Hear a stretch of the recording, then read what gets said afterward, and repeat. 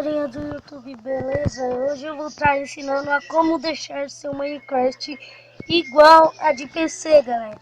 E lembrando que tem que ser a nova versão do Minecraft, eu vou ensinar a como deixar o Minecraft assim, galera.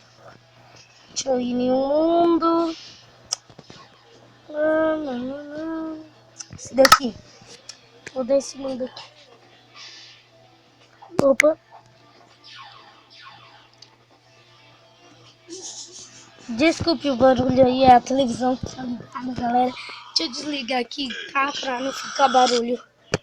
Pronto. Desliguei. Aí, galera, ó. Vocês vêm aqui, ó. Eu vou ensinar a como deixar assim, galera, ó. Tá vendo? Desse jeito. Fácil e muito simples. Mas tem que ser a versão do Minecraft 17, tá, galera? Assim. Aí vocês vêm aqui em opções, galera.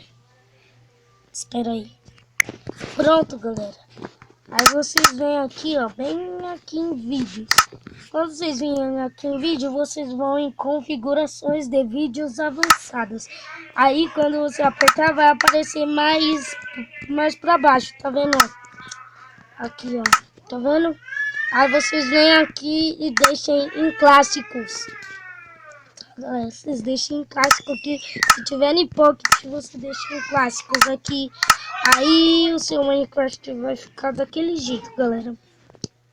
Vai ficar desse jeitinho que eu mostro aqui, galera.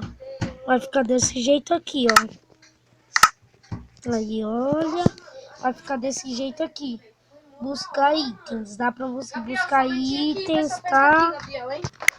Então, galera, foi isso. Não esquece de deixar aquele joinha. Quebrem a tela do celular e clicando muito no negócio de joinha, tá, galera? E se inscrevam-se e falou!